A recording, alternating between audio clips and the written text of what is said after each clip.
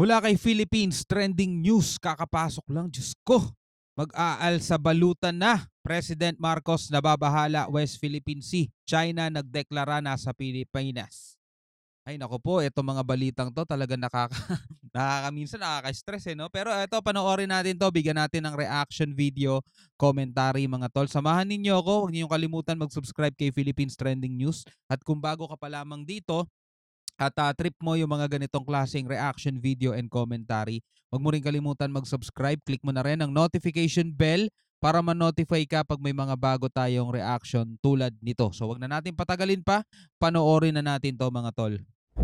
Ito namang 75th Diplomatic Ties Anniversary ng Pilipinas at bansang Korea dinagsa ng events. Dinagsa ng maraming Ito event yung ang ano, 75th nakaraan. Diplomatic Day ng Pilipinas at Korea, kung saan matagumpay ito ang idiniwang dito sa Pilipinas ay nagsagawa ang mga jet ng Philippine Air Force at Republic of Korea Air Force ng air show sa Clark Air Base at naging highlight performance ang Black Eagles Aerobatic Team ng Korea at Filipino pilots mula sa 7th Tactical Fighter Bulldog Squadron. Maliban dito ay meron ding sports event kung saan ibitado ang mga Filipino players ng iba't ibang sports sa Korea para sa friendly games laban sa mga players naman ng Korea. Sa panayam ng Star FM Bacolod kay Philippine Ambassador to Korea Tess Dizon de Vega na marami pang mga events ang kanilang isasagawa lalo na upang mas mapatibay ang Philippine-Korea diplomatic ties. O para ho sa mga sports fans, kasama po sa mga magiging activities itong taon na ito po from March this year hanggang mga katapusan po ng February or early March next year. Kasama po dyan yung tinatawag naming sports diplomacy.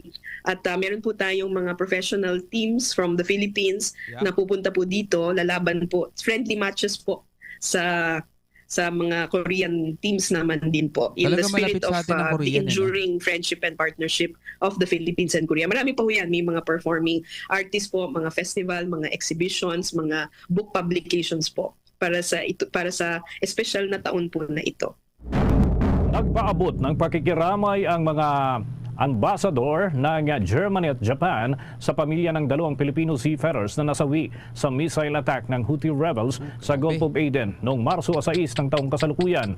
Sa isang lathala ay sinabi ni Japanese Ambassador Designate to Endo Kasuya, sinabi nito na nakikiisa ang bansang Japan sa pagluluksa ng Pilipinas kaugnay ng kamakailang insidente at nagpaabot ng buong pusong pakikidalamhati sa pamilya ng dalawang Filipino seafarers at nagbigay ng pugay sa commitment ng mga ito sa ibayong dagat.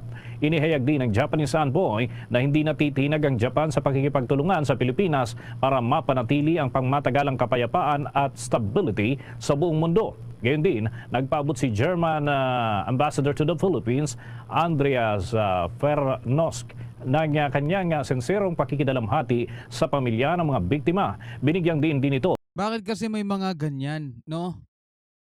Ang sarap-sarap maging payapa, no? Ang sarap-sarap ng kapayapaan mga tol, lalo-lalo na sa buong mundo. Pero may mga ganito pa rin no? Grabe. Well, nakalagay na kasi talaga sa ano yan sa Bible yan nung unang panahon pa, 'di ba? Ito na yung mga palatandaan mga tol no? Talagang kahit na anong gawin natin mga tol at may mga ganitong mga kaganapan talaga mga kapatid Kahit na may mga ibang mga bansa, gusto nilang panatilihin ng kapayapaan, 'di ba? Gusto nilang paunlarin ang sibilisasyon pa ng tao, pero may mga leader, may mga tao naman na gusto nilang sirain na 'yon, 'di ba? Grabe. Ang layunin na makamit ang mapayapa at pangmatagalang solusyon sa naturang conflict kasama na ang Pilipinas at lahat ng mga kaalyadong bansa. Unang nga rito ay kinumpirma ng United States Central Command na 3 lulan ng Barbados flag bulk carrier na MV True Confidence ang nasawi matapos na tamaan ng anti-ship ballistic missile na inilunsad ng Houthi rebels mula naman sa Yemen, kung saan 2 sa nasawi ay Filipino seafarers habang 3 iba pa ay matinding nasugatan. Sakay noon ng cargo vessel ang 20 crew members, kabilang ng 15 Pilipino nang mangyari ang pag-atake. Ito na ang itinuturing na kauna-unahang fatal strike na inilunsad ng Houthi rebels mula sa nang magsimula ang kanilang pag-atake sa mga commercial ship na naglalayag dyan sa bahagi ng Gulf of Aden bilang pakikiisa raw doon sa kanilang kaalyadong Palestinian militant group na Hamas sa bahagi ng Gaza na inaatake naman ng Israeli forces. Sana hindi na sila nandadamay pa ng mga ganito, mga mga commercial sea vessels, 'di ba? Nagdadala lang naman ng mga ano yung mga 'yan eh. Yung mga taong nandoon naghahanap buhay lang, nagtatrabaho lang eh, 'di ba? Grabe. China may matinding banta sa Pilipinas. Ano kaya ito? Ito po yung Bahagi ating naman. pag-uusapan ngayon. Sa Panoorin usapan po natin. ito ngayon, China tinawag na grave concern ang mga aktibidad ng Pilipinas sa West Philippine Sea. Tingnan po natin. Tinawag na grave concern ng China ang mga aksyon ng Pilipinas sa West Philippine Sea. Yan ang naging buwelta nila matapos sabihin ni Pangulong Bongbong Marcos na nababahala siya sa mga umaaligid na barkong pandigma ng China malapit sa Baho de Masinloc. Nanindigan naman ng China sa kanilang posisyon sa pinag-aagawang teritoryo. Patuloy daw nilang poprotektahan ang kanilang soberanya at karapatan sa South China Sea. Nako. Wala pang sagot dyan ang Department of Foreign Affairs. Nitong nakaraang linggo, naitala ang pinakahuling insidente ng panghaharas ng China at paglalagay ng floating barrier sa Baho de Masinloc. Totoo may karapatan naman sila sa South China Sea eh. Doon lang sa bahagi na ibinigay sa kanila, yung exclusive economic zone lang nila. Yun lang yun. Pero wala na silang karapatan doon naman sa bahagi ng ibang mga bansa, 'di ba? Yun ang hindi mailagay ng mga to, no, ng China sa kokote nila, mga tol. Kasi nga ang gusto nila, kanila yung buong yun. Kanila yung buong yun. Kung titignan nyo mga tol sa mapa, at kung titignan ninyo, search nyo sa Google, yung 10-dash line ng China, ikaw mismo matatawa ka eh, di ba? Kung gaano kalaki yung claim ng China, mga tol, eh, no? Talaga sinagasaan niya, napakaraming bansa eh. Parang harap-harapaw sinabihan niya yung mga bansa, o teka, wala kayong bahagi dyan. Amin lang lahat yan. Di ba? Lagi nga natin binibigay na example, kumbaga sa isang cake, tayo mga magkakapatid tayo dyan, nakapaikot tayo dyan sa dagat na yan. Ang gusto ng China, kanya lang yung buong yun. Di ba nakakatawa mga tol eh? Di ba? Nakakatawa at walang sumusuporta sa kanila dun sa claim nilang ganon. Matitigas lang talaga mukha nila. So parang itong sinasabing grave concern, parang tila baga matinding pagbabanta ba ito sa Pilipinas, mga sangkay? Na parang tinatakot po ang mga kasundaluhan natin na, hey, malakas kami. Baka dumating sa punto na ubusin namin kayo dyan sa West Philippine Sea or South China Sea. Kasi mga sanggay, si BBM kasi, nagbitaw po ng maanghang na salita. Di ba nga sinabi ni BBM na, uulitin ko na naman ang sinabi ko noon, na wala po siyang, hindi po siya papayag na mayroon pong manghimasok na any foreign na mangingialam po o aagaw sa ating teritoryo. Malamang, ang unang tatamaan po dyan ay China. Ngayon, tingnan po natin itong Grave concern meaning parang masyadong seryoso, kailangan pagtuunan ng atensyon, na ito yung tipong isang bagay na kailangan mo talagang tutukan, alalahanin, mga tol, no? O isipin, no? So tinawag na grave concern ng China ang mga aktibidad ng Pilipinas, meaning hindi ito biro, seryosong bagay ito, no? Lalong-lalo na mga tol na napakatindi ng pag-aangkin o pagnanais ng China dito sa bahaging to ng Pilipinas, West Philippine Sea, mga tol. Exclusive economic zone yan. At naninindigan ang ating bansa, ang Pilipinas, mga tol, na bagamat di tayo pumapalag, di tayo nagpapakita ng agresibong aksyon sa kanila, ay hindi naman tayo pumapayag na isuko na lamang yung ating exclusive economic zone at ipaglalaban natin yan saan man makarating. Sa ngayon talaga kinakalmahan lang natin mga tol. Pero eto nagsasalita ang ating gobyerno, ang ating presidente, at sinasabi na niya no, na kahit na pulgada, no, isang pulgada ay hindi natin ipapamigay yan. Dapat lahat tayo, mga tol, ganun din.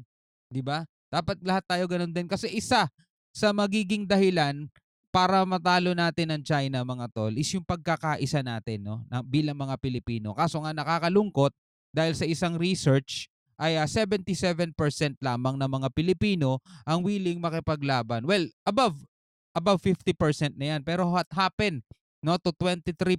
Yan, mga pro-China yung mga yun. balitang to, mga sangkay, mula po sa UNTV. Muli na namang iginiit ng China, nananatiling malinaw at hindi matitinag ang kanilang posisyon hinggil sa usapin ng South China Sea.